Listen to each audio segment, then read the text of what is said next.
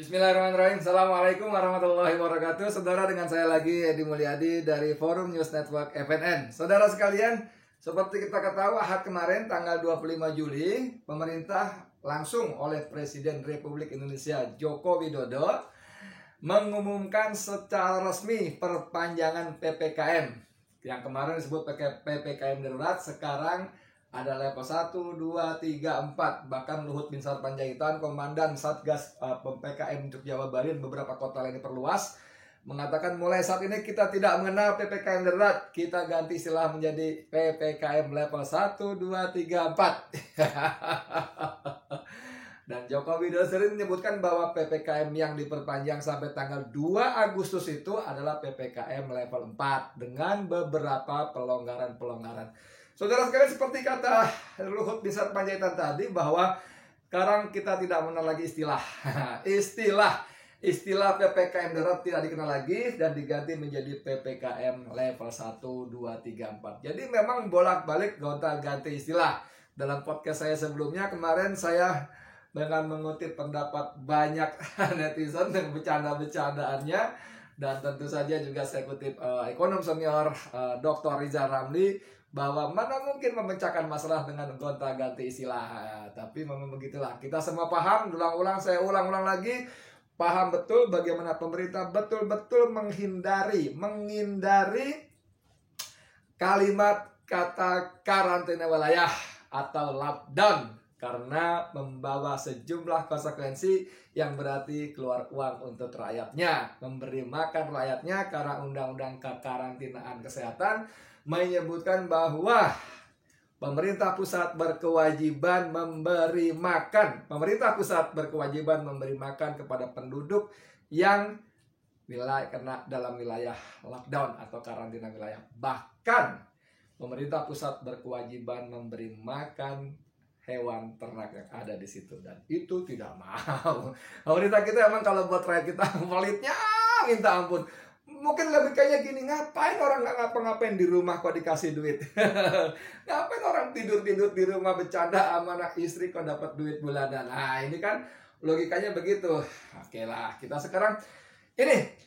Anda masih ingat ketika Rizal Ramli berbunyi di Twitternya bahwa dia mendapat pesan dari seorang pejabat tinggi yang meminta dia berhenti mengkritik dan jangan sok merasa paling benar, paling pintar gitu kan. Dan yang paling utama lagi, mengkritik dengan penuh kebencian. Bayangkan saudara, orang ada memberikan kritik, masukan, berikut solusinya disebut penuh kebencian. Nah, tapi Rizal Ramli memang orangnya begitu ya. Bunyi terus dari sejak zaman muda, zaman masih kuliah, masih mahasiswa tahun 73. Makanya kita kenal ada Forum 73 ini alumni ITB angkatan 73 ya. Yang sekarang usianya udah gaek semua. Saya aja udah kayak begini, udah aki-aki, apalagi Bang Rizal dan kawan-kawan. Tapi walaupun usia seperti itu tidak muda lagi, tapi bicara soal semangat, bicara soal cinta negerinya, dahsyat. Orang-orang ini orang-orang yang dahsyat ya. Tentu saja ada beberapa pihak, beberapa orang anggota Portugal juga ya. Begitulah ya. Kalau saya bilang bukan menyeberang ya, membelain kubu istana ya normal aja kan, orang masing-masing boleh punya pendapat, punya pilihan politik dan sebagainya, normal. Dengan berbagai motivasi lah, dari berbagai semangat kedaerahan, dapat imbalan, entah proyek, entah jabatan, komisaris, ini itu macam-macam lah. Tapi ada juga yang orang-orang yang sama sekali tidak muda, kelompok ini yang tidak muda dan pasti intelek ya, tidak masyarakat kebanyakan gitu, tapi dan juga tidak memperoleh imbalan, tidak berjabatan gitu loh. Tapi gila, belainnya luar biasa. Oke, kita nggak ngomongin itu, kita ngomongin sekarang balik ke soal PPKM tadi ya. Ini biasa aki-aki kalau ngomong melantur. sorry banget, mohon maaf. Jadi kembali ke PPKM, jadi menurut Rizal Ramli kita semua setuju bahwa memecahkan masalah itu bukan dengan mengganti istilah. Memecahkan masalah dengan langkah-langkah konkret, tepat dan cepat. Nah, ini penting nih, tepat dan cepat. Tepat kalau lambat ya masalah juga. Cepat gerobak-gerubuk tapi nggak tepat ya tambah masalah, tambah blunder, dari satu blunder ke blunder yang lainnya.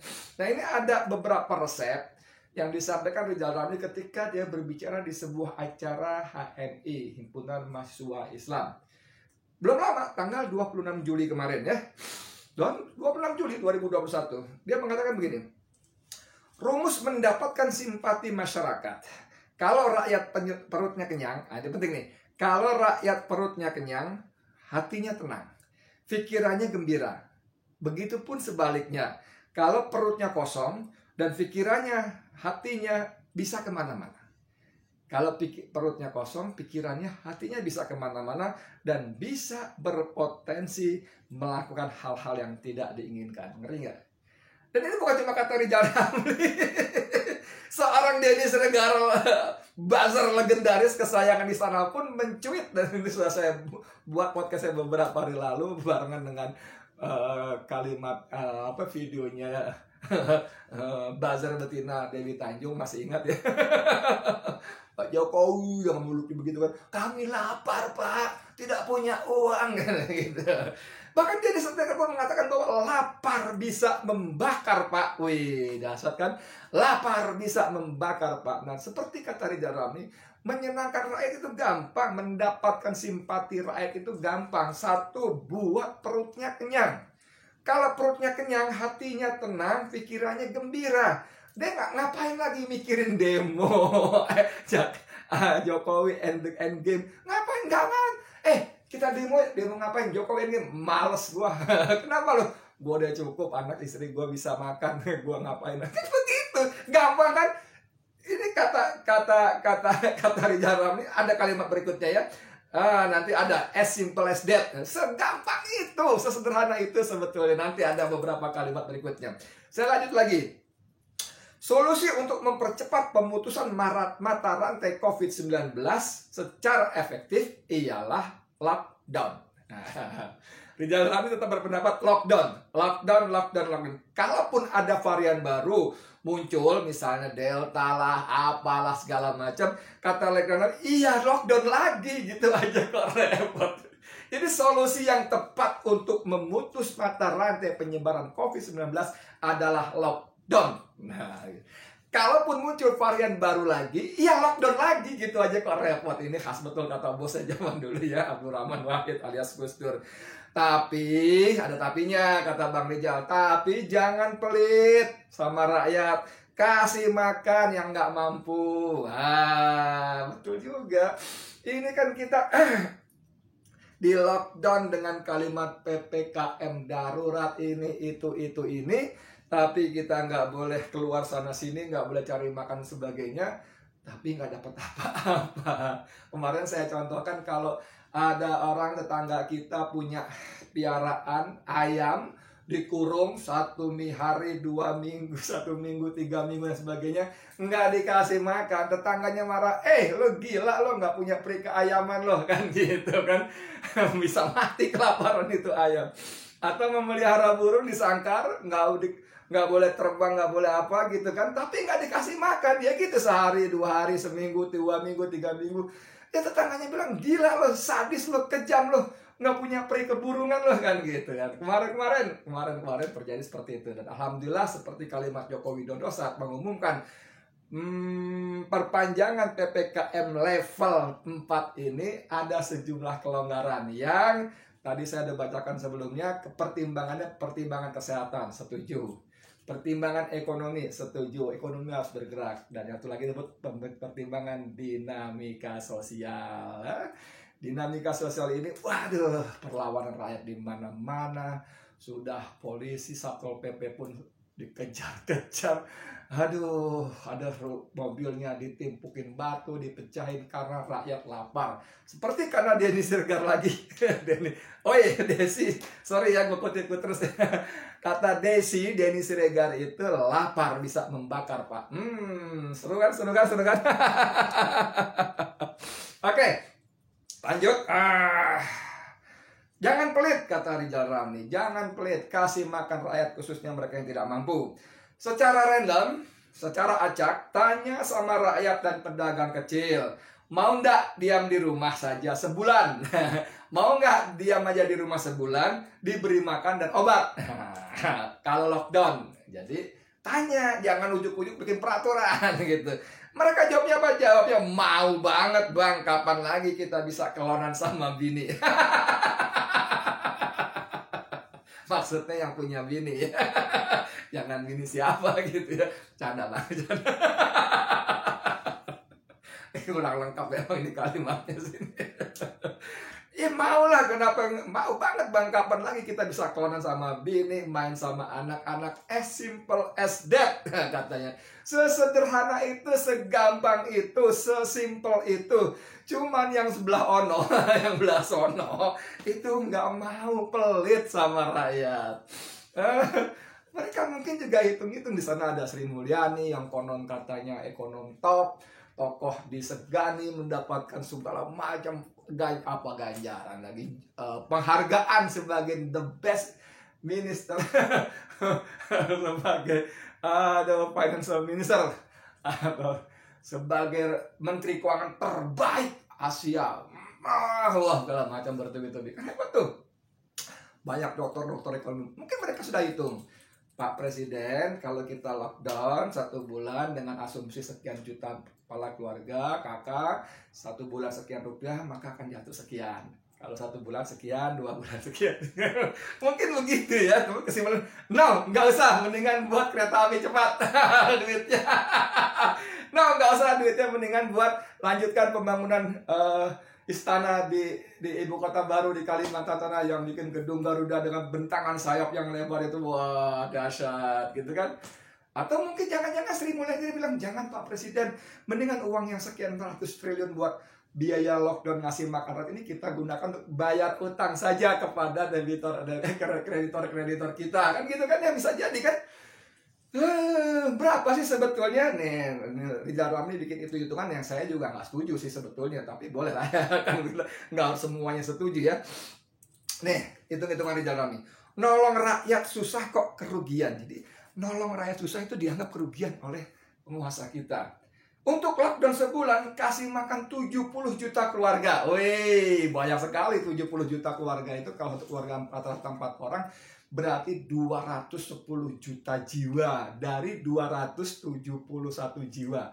Berarti Rizal Ramli beranggapan sekitar 75% rakyat kita tidak mampu sehingga harus dibantu dengan biaya bulanan saat lockdown. Oke, nggak apa-apa, itu nggak apa-apa, namanya asumsi dengan hitung-hitungan masing-masing ya.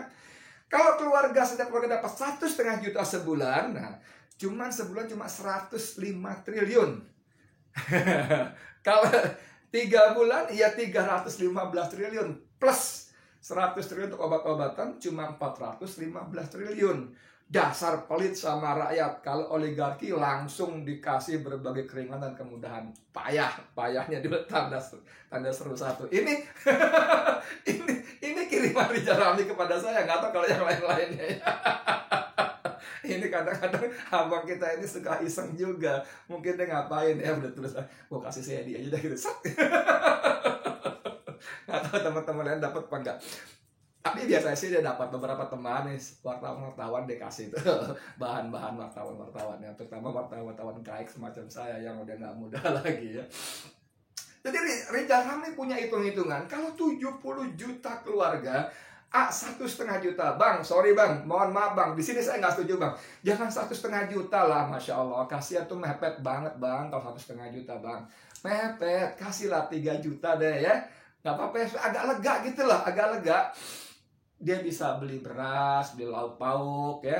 Mungkin kalau dia nyewa 1 bulan 900.000 atau berapa kontrakan kamar gitu ya, bisa buat bayar 3 juta deh bang, jangan 1,5 juta lah, kekecilan, mepet banget, serius mepet banget deh bang itu bang, mepet, serius mepet banget 3 juta ya, setuju ya, deal ya, tos. Tapi kalaupun 3 juta, ini saya hitung cuma 1 bulan cuma 210 juta bro. 210 juta rakyat 1 bulan kumpul di rumah, kelonan sama bini tadi, mainan sama anak, 1 bulan 210 juta doang. Mereka lockdown, tidak keluar rumah, tidak menulari, kalau mereka disebut sekarang OTG, orang tanpa gejala, atau tidak tertular dari orang lain yang memang membawa penyakit virus. Bagus, 1 bulan dan itu putus mata rantai penyebaran COVID-19. Khusus pada mereka yang sudah terbukti kena COVID segala macam, Bang Rijal selalu bilang, alokasikan, utamakan anggaran untuk kesehatan dan pangan. Itu dua itu deh. Yang lainnya nomor berikutnya deh. Dua itu, pangan dan kesehatan. Kesehatan itu deh. Ya, 210 juta cuman Bang. Kalau Abang 105 juta, saya kali 2, 210 juta supaya tiap keluarga dapat 3 juta. Agak longgar. Sekali dia pengen sebulan 2 kali lah, misalnya dia pengen jajan apa gitu yang agak mendingan ya. Bukan mendingan apa-apa, bukan. Yang ada mereknya lah apa gitu. Mungkin bisa kebeli sebulan sekali lah gitu ya, lumayan kan. Ini si bapak gue pengen bawain anak gue makanan franchise lah gitu ya, bisa 3 juta deh ya, gak apa-apa ya. Jadi itu pun cuma 210 juta. 210 juta kalau kali 3 bulan lockdown karena ada varian baru 3 bulan cuma 630 juta, tambah obat-obatan 100 triliun juta lagi, cuma 610 triliun. Cuma belagu banget. Iya, gua nggak belagu bos. 610 triliun itu, uang itu nggak seberapa dibanding prioritas, skala prioritas yang ditetapkan pemerintah yang masih juga tidak pinter-pinter menetapkan skala prioritas. Anda mau bilang apa kalau saya katakan bagaimana bisa disebut pinter kalau dalam saat pandemi, saat susah seperti ini, pemerintah masih saja menganggarkan pembangunan infrastruktur yang berkali-kali saya katakan untuk saat ini tidak diperlukan. Orang nggak pengen masuk tol, rakyat kita pengen bisa beli beras gitu loh, ngerti nggak? Orang-orang masuk tol sepeda motor aja belum tentu punya, kasarnya gitu deh, gitu ya. Nggak diperlukan. Apalagi tol itu adalah jalan-jalan infrastruktur itu dibangun oleh perusahaan-perusahaan BUMN Cina. Bagaimana bisa disebut pandai, pinter menentukan prioritas kalau masih sibuk ngurusin pindah ibu kota ke Kalimantan? Urgensinya apa? Bagaimana bisa disebut pintar memutuskan prioritas hal-hal yang penting mendesak kalau masih sibuk dengan kereta cepat Jakarta-Bandung? Untuk apa? Orang kereta yang ada aja sekarang banyak yang kosong. Anda tahu naik kereta pun sekarang ada surat surat rekomendasi apalah gitu. Nggak ngerti, saya pengangguran jadi saya nggak tahu surat-surat dikeluarkan oleh perusahaan-perusahaan yang butuh karyawan untuk masuk kerja. Gitu, ya kan? Bagaimana bisa disebut, nah ini penting lagi, bagaimana bisa disebut anggaran infrastruktur 400 triliun lebih bos? Jangan lupa, 400 triliun lebih. Tapi di luar itu satu hal yang membuat kita nyesek, betul-betul nyesek, anggaran untuk bayar utang. Anda bisa bayangkan kalau bayar bunga utang saja 373 triliun hari ini. Tahun ini 373 triliun itu tetap dialokasikan, kata Sri Mulyani, tidak boleh dikotak-atik. Kita harus disiplin dalam membayar kewajiban utang kita kepada para kreditor. 373 triliun. Total dengan pokok cicilannya mencapai lebih dari 800 triliun. Dan itu kata JK Yusuf Kala, mantan Wapres itu mengatakan bagaimana APBN bisa mengakselerasi, mempercepat pembangunan kesejahteraan rakyat kalau 30-40% dana APBN habis untuk bayar utang, pokok dan cicilan, pokok dan bunganya. Ini jadi gitulah. Jadi seluruh dunia, kata Rijal Ramli lagi, seluruh dunia pakai lockdown on off. Jadi pada saatnya di on lagi, pada saat udah dianggap cukup, mampu segala macam, off. Dan vaksinasi lebih cepat mengendalikan COVID, ekonomi bisa pulih lebih cepat. Cara-cara lain yang bertele-tele hanya gonta-ganti istilah, hanya akan membuat biaya sosial, finansial, dan ekonomis berkali-kali lebih mahal. Tahun 2020, tahu nggak? Tahun 2020 habis 1035 triliun untuk mengatasi COVID ini. Dahsyat nggak bos? 1035 triliun kita nggak tahu untuk siapa, buat apa, kenapa diberikan pada mereka. Beli ini dari PT itu, kenapa ini diberikan pada itu, apakah di situ ada penguasanya, ada ini di sini. Kita nggak pernah tahu. 1035 triliun bos. Kalau 1 bulan lockdown saja, Rijal Ramli bilang 105 triliun saya kali 2, 210 triliun. Insya Allah tuntas. Insya Allah ya, dengan pertolongan Allah tuntas. Ini sampai 1035. Anda bisa bayangkan 1035 triliun banding 210 triliun. Katakanlah plus obat-obatan 100 triliun, cuma 310 triliun. Tuntas, tas. Tapi memang kata R tadi, penguasa kalau marah kita emang palitnya minta ampun. Tapi untuk oligarki, wah, segera diberikan keringanan dan sebagainya setelah prosesnya. Aduh, sampai kapan negeri kita? Ngomong-ngomong sebelum saya tutup, saya katakan, Bang, abang ngasih masukan begitu keenakan mereka dong. Sorry ya, kadang-kadang kita punya pikiran-pikiran nggak benar juga. Kasihan, keenakan mereka dong, Bang. Nanti mereka selamat ya, bilang gitu. Mereka tetap penguasa maksudnya. Rizal Ramli ketawa. 1.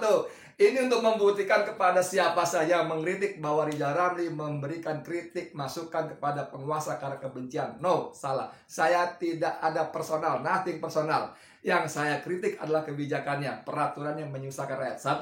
Yang kedua, ini juga untuk menjawab sekaligus membantah kepada siapa saja nyinyir, haters dan sebagainya yang mengatakan Rizal Ramli selalu nyinyir, selalu bunyi, mengkritik, nggak ada baiknya kepada penguasa. Kalau kritik beri solusi. Ini solusi konkret. Ini solusi konkret. Bisa mereka pakai. Yang ketiga ya. Saya bilang, Bang, kalau mereka pakai, selamat mereka dong, Bang. Yang ketiga dia bilang, mereka tidak akan mau pakai solusi dari saya. Masa sih? Nggak bakal mau. Karena di kepala mereka penuh dengan kebencian gantian kan. Penuh kebencian dan ketakutan. Dan satu lagi, mereka penuh dengan banyak kepentingan konflik interest. Jadi kritik beda. Kalau yang kritik itu ekonom, apalagi ekonom senior, apalagi tokoh bangsa, tokoh nasional, tentu ada solusi-solusi, ada jalan keluar. Tinggal pertanyaannya seperti Bang Rizal katakan tadi, mereka mau nggak? Mereka nggak mau. Tapi kalau kritik dihasilkan oleh rakyat, jangan berharap para pejabat kita kritik dengan solusi dong. Bos, mereka rakyat udah susah mikirin hidup, kok suruh mikirin solusi. Solusi sama kalian, para penguasa, para pejabat yang dibiayai oleh rakyat, kan begitu dong. Rakyat cuma bunyi aja, mau disebut solusi nggak, mereka nggak bikin solusi. Mereka cuma, Pak kami lapar. Pak kami lapar. Itu aja. Solusinya, ya lu mikir dong, kan lu ya penguasanya. Saya juga ngomong gitu, lu jangan kritik dong, kasih solusi. Bukan tugas gua. Solusi itu oleh penguasa. Beberapa banyak solusi yang diberikan, tapi kalian juga tidak mau. Atau gini, biar gampang, tukeran yuk. Kalian yang di luar, saya di dalam. Saya jadi penguasa, maka saya beri solusi. Enak bener, saya Edi Mulyadi untuk KPDN. Assalamualaikum warahmatullahi wabarakatuh.